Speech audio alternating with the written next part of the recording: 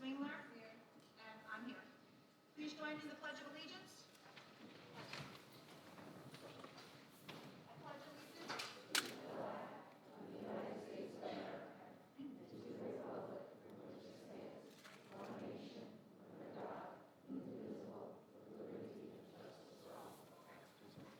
Thank you for coming out tonight. It's going to look a little different because our business administrator and board secretary is under the weather, so Ms. Swingler and I are sharing his responsibilities, so we're going to go a little slower tonight. I'd like to thank you all for coming out tonight. I got to attend the Whiting Elementary School concert. A great job was done by all. Tonight is bittersweet for Faye and me, as it is our last Board of Ed meeting. I speak for both of us when I say we truly enjoyed being part of this team, and saying we are disappointed in this election outcome is an understatement. I wish the new Board of Ed members the best as you join this team of people Faye and I were blessed to work with these last few years. I hope everyone has a blessed and happy holiday season. No matter what you celebrate, I hope it is a beautiful celebration spent with your loved ones. I wish you a happy, healthy, and prosperous new year. I leave you with a quote. The author is anonymous. The holiday season is a perfect time to reflect on our blessings and seek out ways to make life better for those around us. Have a good holiday season, everybody. Okay. Ms. Pedroza, do you have a report? Good evening, everybody, and welcome. The holiday season is upon us, and festive events have been arranged and enjoyed by many of our students, families, and our community members. I do want to shout out our MTHS NJROTC. The program hosted its Saturday, December 6th, its annual Pearl Harbor Memorial Day drill. 10 schools from NJROTC areas with over 500 students were in attendance, and our students actually overseen that event. It was well run, organized, and definitely showed a lot of Hawk pride, so congratulations to our ROTC. I also want to shout out that there was a winter wonderland that took place at our Ridgeway School. This was for our preschool families, and we also had a wonderful Christmas in the Pines. What wonderful traditions we have here in Manchester, and we thank everybody for being involved in these holiday festivities. This past weekend, I'd also like to talk about our annual Kevin's Kids initiative, ensuring our students in need have a wonderful holiday season. The snow didn't keep our rappers or families from coming together to do great things for our students, and I do want to give a special shout out to Kevin and Peggy Berger and Mr. Alex George, because this was a tireless effort by all of them, and certainly it will make a lot of kids' holidays very, very happy, so thank you to all of them. We also, I do want to highlight, this job sometimes becomes a little tricky when we have snow days, as you probably know. It's probably one of the most challenging decisions I have to make as a superintendent. Unfortunately, we were not able to have our third annual Hawks Holiday Vendor Show that was on Sunday. I will tell you that we still need to commend Mrs. Staples and all those volunteers, because regardless, there was a lot of front planning and a lot of effort from all of them.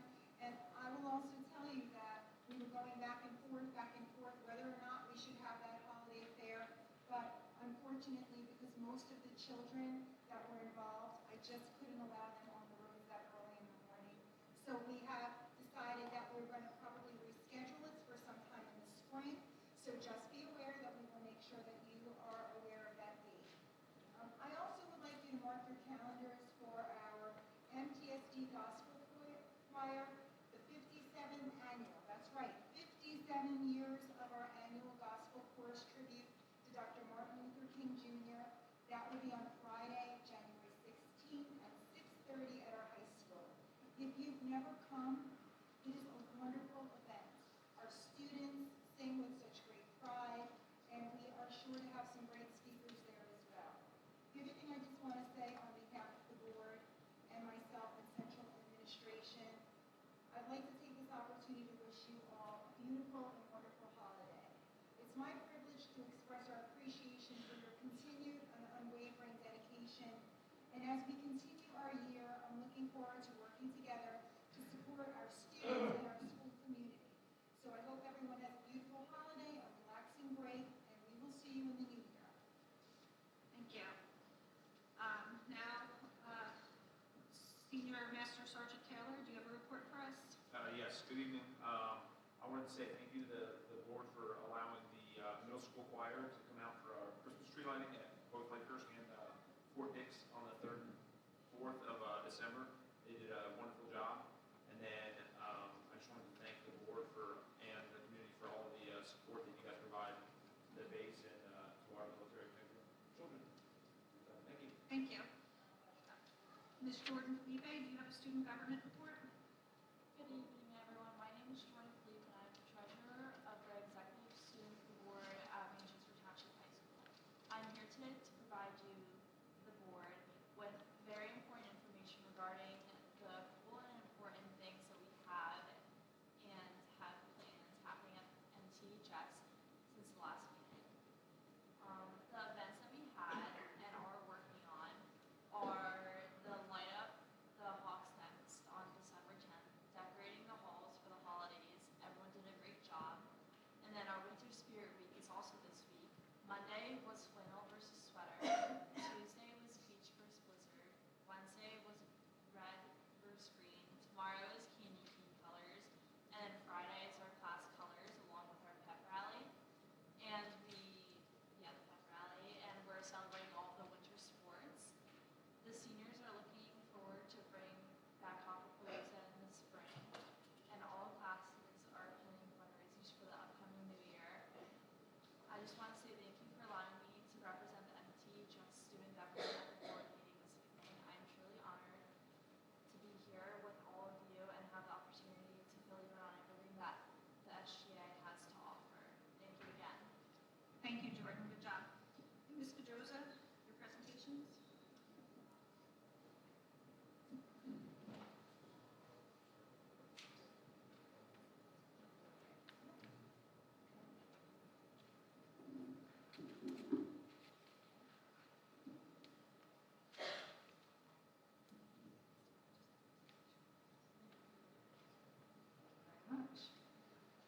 We're going to start our presentation this evening recognizing students from MTES. I think I saw Nathan here this evening. Is Nathan McVigie here? Would you please come up? And Liam Jacobs. We're very proud to recognize two outstanding fourth grade students who consistently exemplify the very best of our school and community.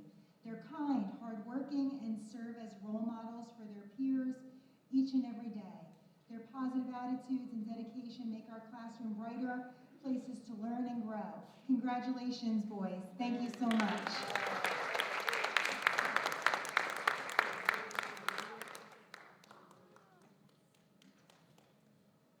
Our next student is representing Ridgeway School, and I think she has a fan here. Is Kira here? Congratulations to Kira. Kira is a dedicated, inspiring student who leads by example through her hard work and positive attitude.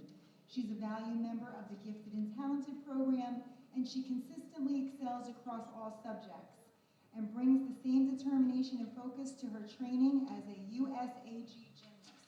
Congratulations to Kira. I believe her last name is Coxa. Am I right? Congratulations to Kira. Congratulations, Kira.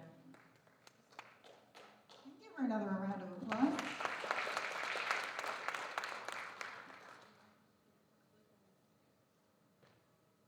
We're going to continue with Whiting School. Is Hudson here? Hi, Hudson. Congratulations.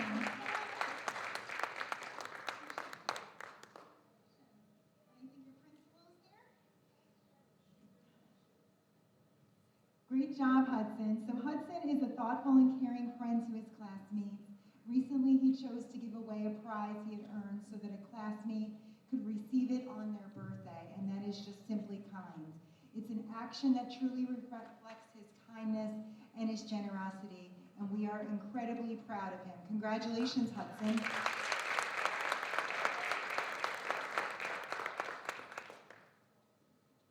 Is Martin here? No? Okay, we're still going to talk about Martin. So congratulations to Martin, who represents Regional Day School. He's cute. He's also a true leader with a heart of gold, and he's always eager to help his peers and adults. He'll get a favorite toy for his friends. He will console them if they're sad. His receptive understanding has improved significantly, and we are so proud of Martin. So congratulations to him. Mrs. McAllis will make sure you get the certificates to present to him tomorrow, okay? Thank you so much. We'll continue with the middle school. I think I saw Damien. Is Damien out there? Congratulations to Damien Mordelite. He's a high-achieving 7th grade student who consistently demonstrates academic excellence and leadership. He is an active member of the Eco Explorers Club and participates on the school wrestling team. Beyond that, Damien is also an accomplished football player for the Manchester Hawks, and he is an all-star squad athlete. Congratulations and best of luck to you in this season, Damien. You're welcome.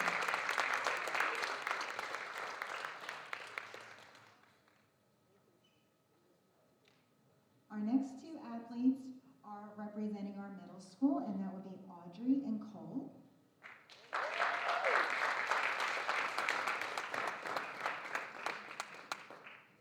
We're extremely proud to have Cole Greco and Audrey Stapp represent our middle school as our student athletes. Cole and Audrey are both great representation of what it means to be a student athlete. They are 8th grade leaders on our cross-country, soccer, and basketball teams, and they work just as hard in the classroom as they do in the athletic arena. Congratulations to both of you.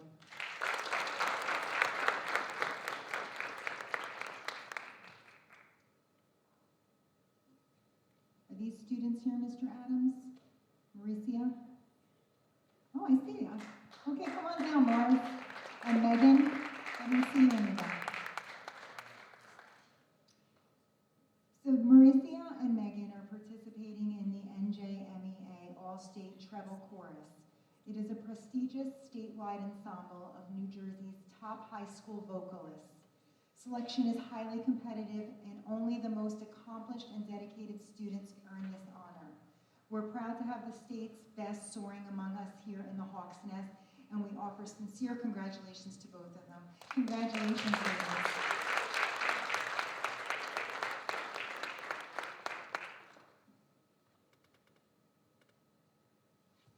Our next two students are athletes of the month from the high school, and it's Jacob and Iana.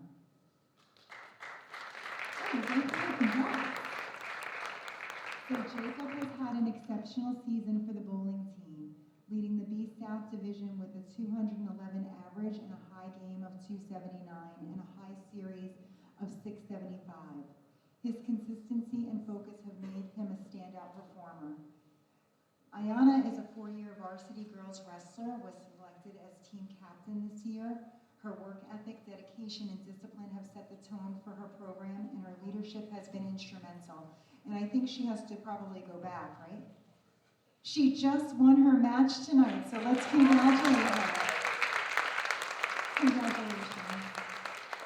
Good job, guys. She is going back, because tonight is the first round of wrestling matches. I do want to just leave you with, it's just such a highlight to be able to acknowledge and recognize all the wonderful students that we have in our district. And so during this season of giving, let us take time to just slow down and enjoy the simple things. And I think really what I'm sharing with you is the simple things. A young man gives a present to somebody to celebrate his birthday. Another student is just being kind and thoughtful. Those are the simple things, and if we did more of that, this world would truly continue to be such a wonderful place.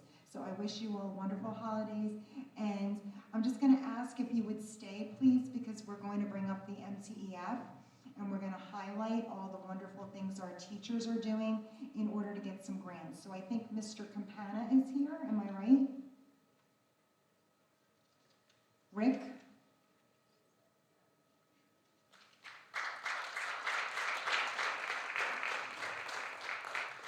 So there are some teachers here in the audience who actually have put in for grants, and we're so grateful for our Manchester Township Education Foundation because they supported our schools with an enormous amount of money for our teachers to get more instructional supplies in their classrooms. So I'm going to turn this over to Rick.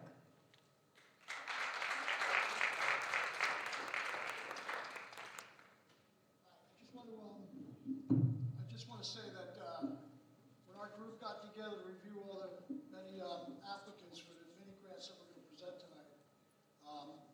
you know, you can read into the applications and see the desire for the teachers to improve the lives and the education of their students. Also, you feel their passion. We have the checks made out for the individual schools that I'll present. For the Ridgeway Elementary School, $5,893 in mini grants for the teachers.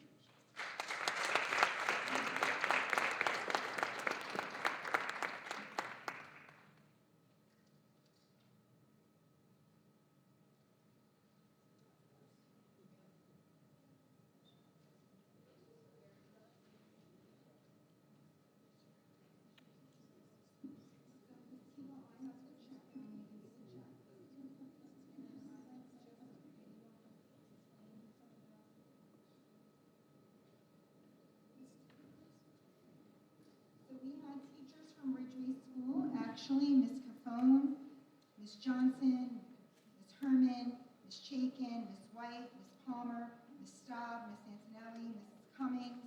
I believe those were all that put in for grants, and the MTF was kind enough to give those recipients the honor of getting those grants fulfilled. So thank you, and thank you to the Ridgeway teachers that were involved in that. Let's give them a nice round of applause.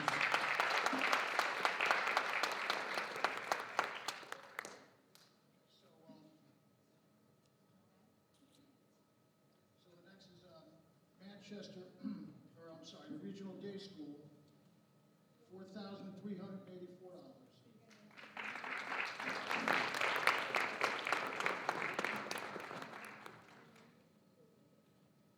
So Mrs. McAllis is the principal of Regional Day School.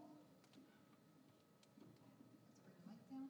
And her teachers that participated were Ellie Highland, Maria Mercado, Thomas Rossetti, and Dominic Lancristia. So thank you and congratulations to those teachers. Mrs. McAllis, I'm going to ask Ms. Silvestri to give you the check.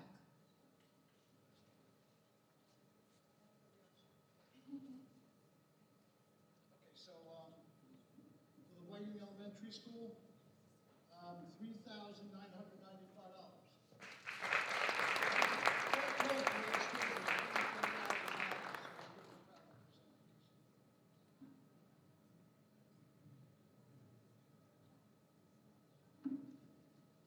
So representing Whiting is Mrs. Swift, and the teachers there that put in for grants was Mrs. Baronier, Ms. Hingston, Mrs. Getz, Mrs. Paul Castro, and Mrs. Gould. So congratulations to those teachers.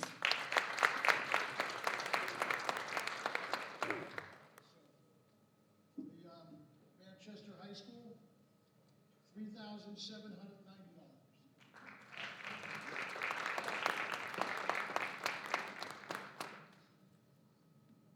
Representing our high school is Mr. Adams, the principal of the Hawks Nest, and I would like to congratulate, because I think some of the teachers are here, Mrs. Adams, Mr. Pecora, Mrs. McKiernan, Ms. Eno, and Mrs. O'Connell. And congratulations to those teachers from the Hawks Nest.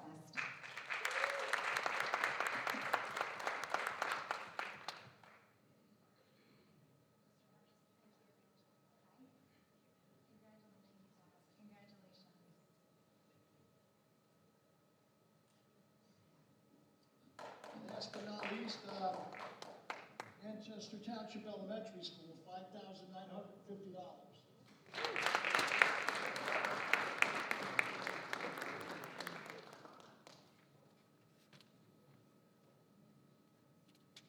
So representing MTES is Mrs. Healy, and her teachers that submitted grants was Mrs. Reed, Ms. Toomey, Mrs. Mercer, Mrs. Nazario, Mrs. Brosnan, and Mrs. Henry. So congratulations to those teachers.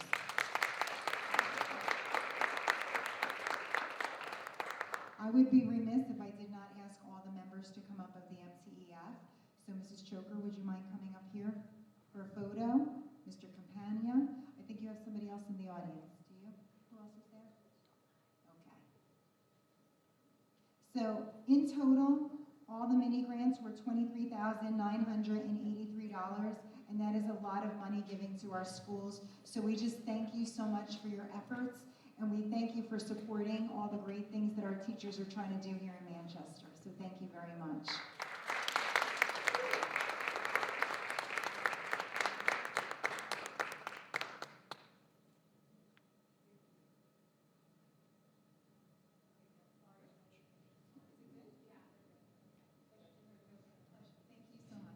so much.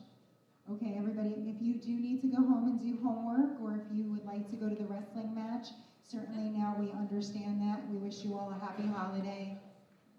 All the best to the McViggy family. I know you're going to be leaving, going to some warm weather. Thank We you. wish you all the best. Thank you.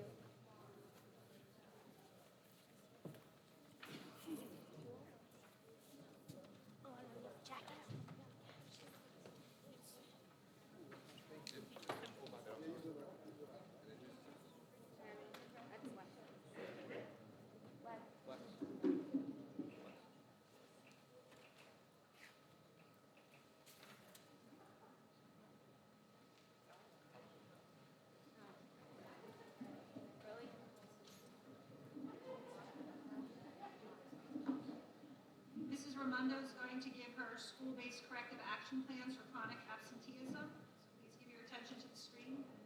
She'll narrate. So first, thank you for letting us share this information with you. As we said, and this is all linked on the agenda, so everyone will have access to this. The state of New Jersey has a rule, a law, where if any school has more than 10% chronic absenteeism, they need to create a plan. That has been in place for many years.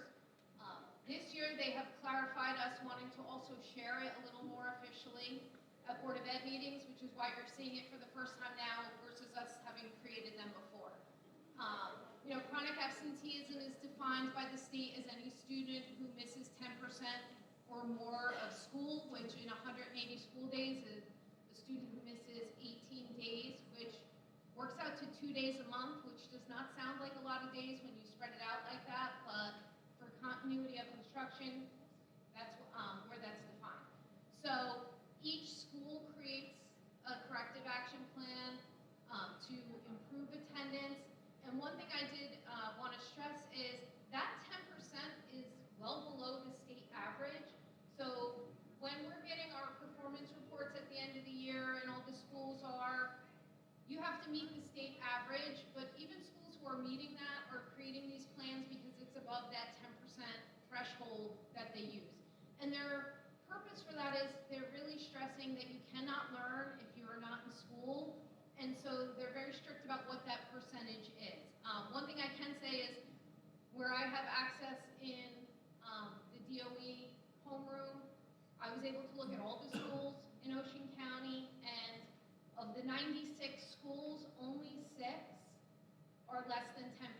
So this is something that is a concern across the county, and as we know, across the state, and has been exacerbated a little bit by COVID.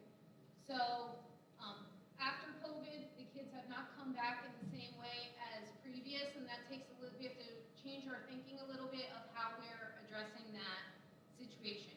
So each school has created a plan. We have provided each one a slide so we can see that.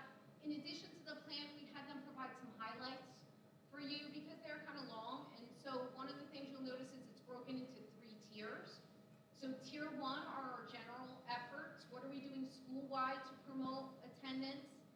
Tier 2 is how are we helping our kids who are at risk of becoming chronically absent. That involves a lot of connections with parents and students individually. Sometimes that's counselors, sometimes that's teachers, sometimes that's administrators, depending.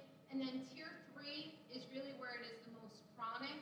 A lot of times that will involve outside resources that students might need for some wraparound supports of what is becoming an obstacle to their attendance.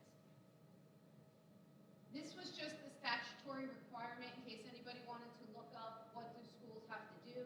The plans need to include how they're identifying the problems and the barriers, coming up with recommendations that address those problems and barriers, outlining how they're going to communicate with families and inform about the importance. And you may have noticed it if you are a parent that you've been receiving probably some different communications. Sometimes those are official and have copies of laws in them. Sometimes those are newsletters that are including importance of attendance. Sometimes even those letters come home with extra communication from Attendance Works, which is a great organization that really stresses why attendance is so important. We look at the protocols for making sure how parents are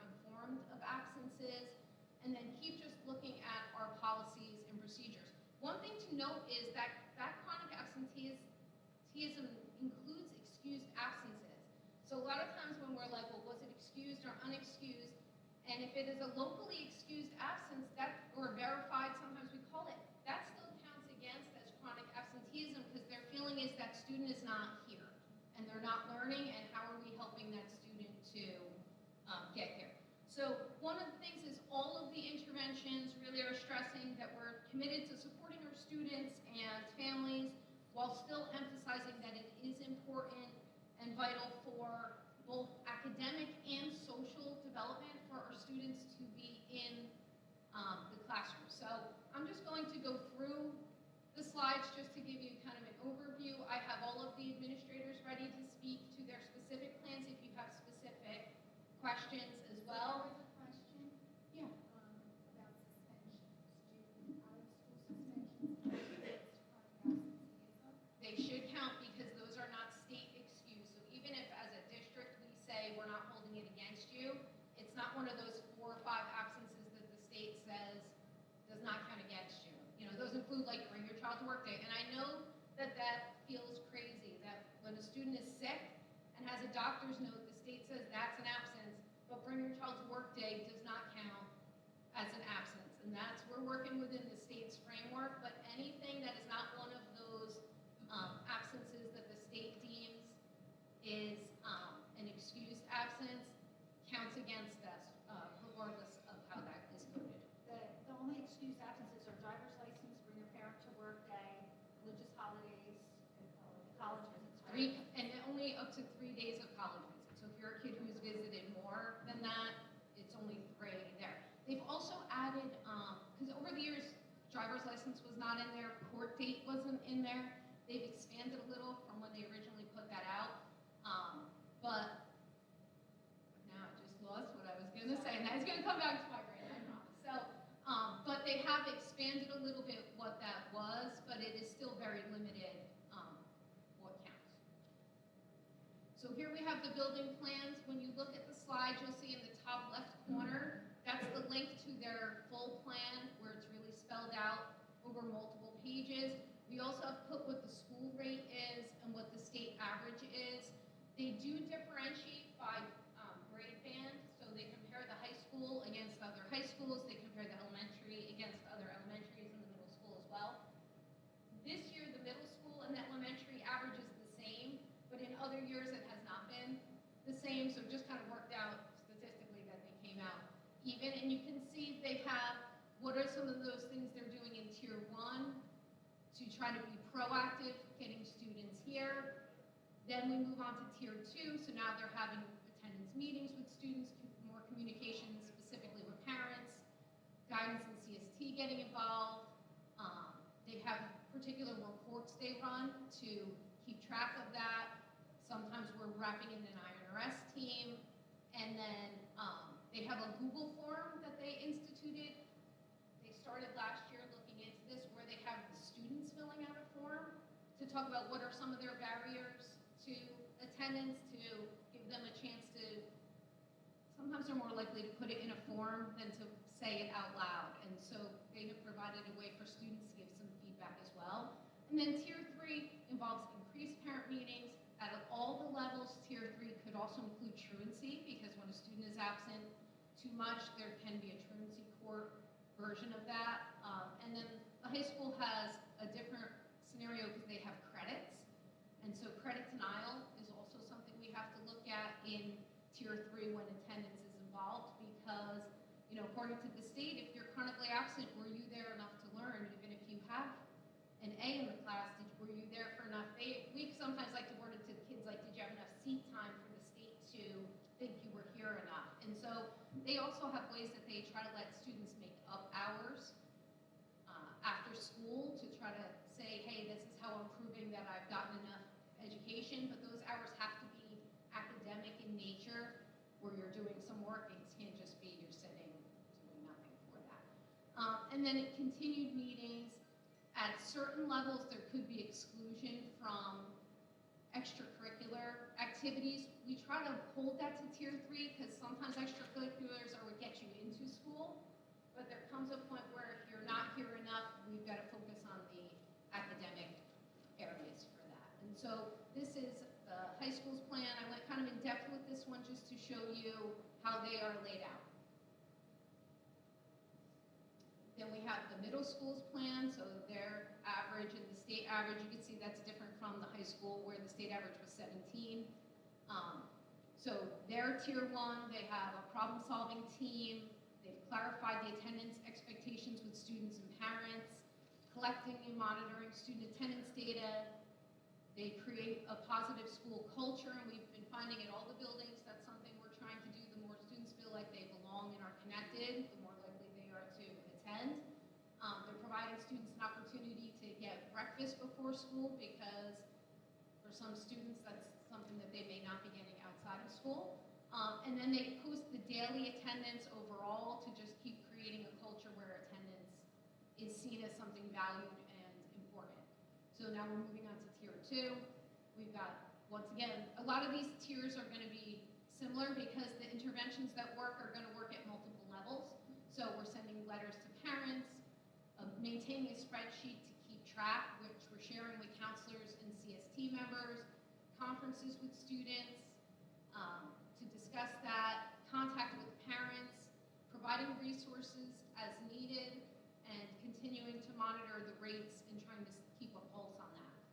And then in tier 3, obviously we're still doing all the things in tier 2, but then more specific parent conferences with attendance action plans, working with teachers to remove obstacles preventing students from returning to school, offering students and families alternative education structures. That's obviously a very far along the way intervention. That's why that's very close to the end.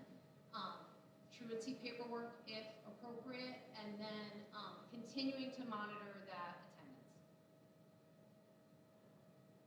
So here we have MTS's. Their font is very small, so I'm going to read some of those for you, but once again, their plan. So you can see they are very close to the state average, 14.1. The state is 13.2. So what I can say is I looked at all of the schools between 22, 23, and 24, 25, just to see over 2 years, and they are all trending down. This is the one category where we want the number to go down, like test scores and everything, we're always trying to get the numbers up. But all of the schools are trending down from 2 years ago, so the interventions are working. They don't always work as fast as we'd like them to, but interventions usually don't. It takes some time to change culture and move things along, but all of them are moving the needle. So you can see they have done a lot of things. They've included some of the trainings that the teachers have gotten, and those are things some of the other buildings have also had, but like culturally responsive teaching, sensitivity, sheltered instruction. So what are the things to help build a culture where students feel welcome and included? They've instituted a mentor program and created friendly competitions among groups, not students. It's actually a bad idea to recognize perfect attendance. I know that's something we used to do back in the day, but one that sometimes makes kids who are sick come to school, which we know we don't want, because then we have outbreaks of like flu in one classroom. But it also seems to be a little more effective when you're recognizing groups like this class has good attendance, or this grade level, or this house or team or whatever. And they also have instituted attendance ambassadors, which is something to try to stress the importance of attendance from peers. Then we have our tier 2 interventions, so a lot of the same things, meetings with attendance committee, vice principal, principal, letters from the office, attendance letters sent home from the committee, counselor meetings, and I think the counselors are key in this, and I do really want to thank the board because we do have a counselor in every school, and I think that is vital to solving this problem. We need to have connections like that. So we have an attendance log that they're using there to really try to stay on top of the data, and then they've been stressing CST, connecting with the students with disabilities when there's absences, just to make sure there's nothing that is making them feel like they don't want to come to school, to try to solve that. And then tier 3, we have more parent meetings, attendance contracts, sheltered instruction, more training for teachers, and then obviously we've mentioned truancy court. There we have Ridgeway Elementary School, and so I'm going to did go a little faster through the other two elementaries just because they do share a lot of information and do a lot of things together, so they are going to have some similar things, but we're sending out letters for the, 3, 5, 9, all the days that are indicated at each grade level. The attendance expectations are in the student handbook. We have culturally responsive teaching, training, sheltered instruction. The PERS involvement, that's with the preschool. We have a PERS. And then the nurse involvement, I think that is another important piece because some of these are medical situations, so I think that is great. And then robocalls to the parents, that's something all the schools do. So when there's absence, there's an automatic call home so parents know that the absence occurred. And so it's not a surprise when we call, say your student's been absent 7 times because you should have gotten 7 robocalls. When we move on to tier 2, we have parent meetings, attendance plans, attendance incentives, parent guardian phone calls, guidance counselor meeting with students, CNT, contacting the special ed students, and then we move on to tier 3 where you're going to see the same things we have in the other tier 3 elementary. And then our last school that has an attendance plan is Whiting Elementary School. So you can see we also have attendance officers sending out the letters, school secretary. We have the HERO program, so here every day, ready and on time, which was a theme. Attendance expectations in student handbook. We have the same trainings. One thing that's not up there that I know that this is also a big part of back to school night at Whiting School. I was lucky enough to be there this year for theirs, and I know that's part of the parent presentation at the beginning. We have tier 2, we have IRS getting involved, guidance, parent meetings. They've instituted a parent postcard to kind of give you an idea of where you are in absences if your student has started being absent. That's a little more user-friendly than the letters. The letters are very official because they have to cite code and law and things like that, policy, where the postcard is just learning is important and here's where your student is and where they should be just to keep parents in the loop. We also have some more incentives and attendance plans, and then tier 3 we have contracts and truancy and mediation. Now regional day is up there. So regional day is actually a receiving school. They do not get their data reported like the other schools do. So they don't have a percentage that we're given from the state. However, Mrs. McAllis still is prioritizing attendance. So while she won't have a plan, these are the things that they are doing. They also have some different challenges because it is a send-receive relationship. So that is something where they have to loop in the school that is sending when a student is absent quite a bit. There's also transportation issues that become a problem because some of the students are coming from far distances. Even weather can be an issue at regional day because we may be open, but the sending district may not. So those are some of the other aspects there.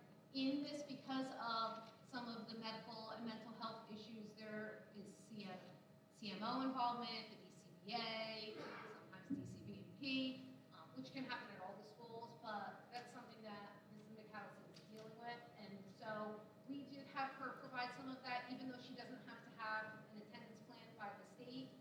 It is still important to us at all of our schools, and so we have the slide there as well. And then I've just linked for you guys some of the important resources. So the DOE's student attendance page, in case you were curious. Attendance Works is a great site. I know a lot of people work in districts. That's something that a lot of districts use. And then some other resources from the state that are helpful. So I know that was a lot, the meeting before we leave, but we just want to make sure you had a full understanding. And if you guys had any questions, we also have all the administrators here if you wanted to ask anything. Any questions from the board? Thank you for your presentation. No problem. Thank you for having us.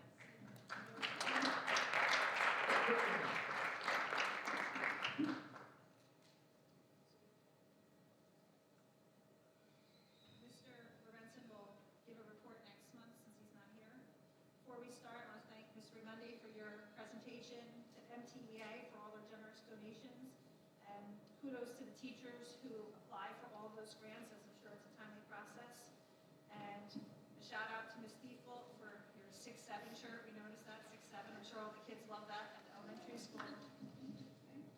At this time, are there any residents that would like to come to the microphone to discuss any agenda items only? Are there any board member reports? Yeah, Lakers Winter Concert is tomorrow at 6:30. Coming back to the rest. Lakehurst Winter Concert is tomorrow at 6:30, if anybody's interested in attending. Any other board member reports? Mr. Lorenzen will update us on correspondence and old business at the next meeting. Please move to the agenda. Section 1, A through D. Can I get a motion? Second. Mike, Tim. Mike 1. Tim 2. Any discussion? We're going to ask for a roll call. Mr. Servadac? Mrs. Weinstein? Yes. Mr. Foss? Yes. Mr. Kelleher? Yes. Mrs. Atkinson? Yes. Mr. Merkin? Yes. Myself, yes. Mrs. Mount? Yes. Section 2, numbers 1 through 4. Can I get a motion? Second. Okay. Any discussion? Can we get a roll call, please? Mr. Servadac? Yes. Mrs. Weinstein? Yes. Mr. Foss? Yes. Mr. Kelleher? Yes. Mrs. Atkinson? Yes. Mr. Merkin? Myself, yes. Mrs. Mount? Yes. Personnel, we're going to do 2 through 44. Can I get a motion? Motion. Second. Tim. Tim and Lori. Hold on one second.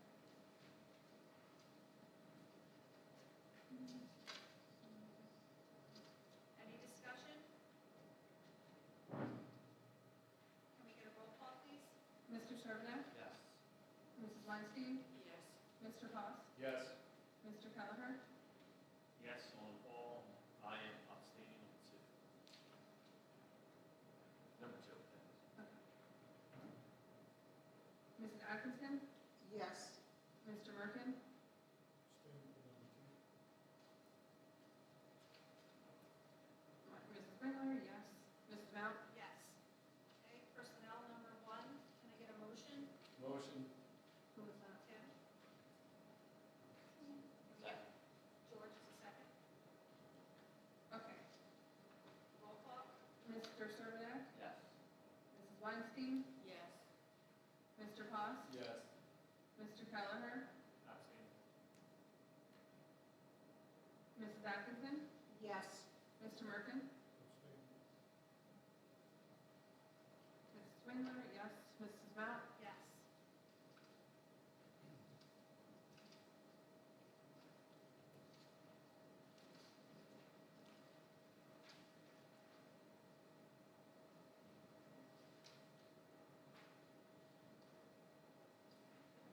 Student personnel, numbers 1 and 2. Can I get a motion?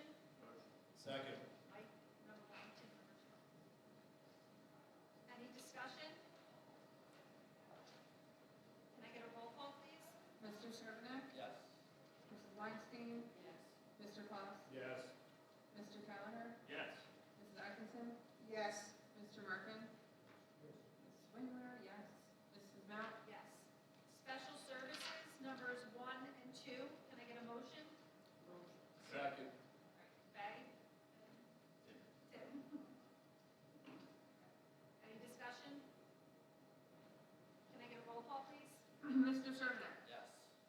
Mrs. Weinstein? Yes. Mr. Foss? Yes. Mr. Kelleher? Yes. Mrs. Atkinson? Yes. Mr. Merkin? Yes. Swingler, yes. Mrs. Mount? Yes. Section 3, finance, numbers 1 through 5. Can I get a motion? Motion pass. Thanks. Second. Who's second? Mike? Mike.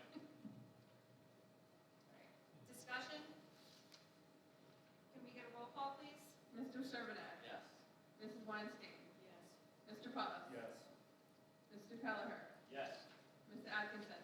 Yes. Mr. Merkin? Yes. Mrs. Wingler, yes. Mrs. Mount? Yes.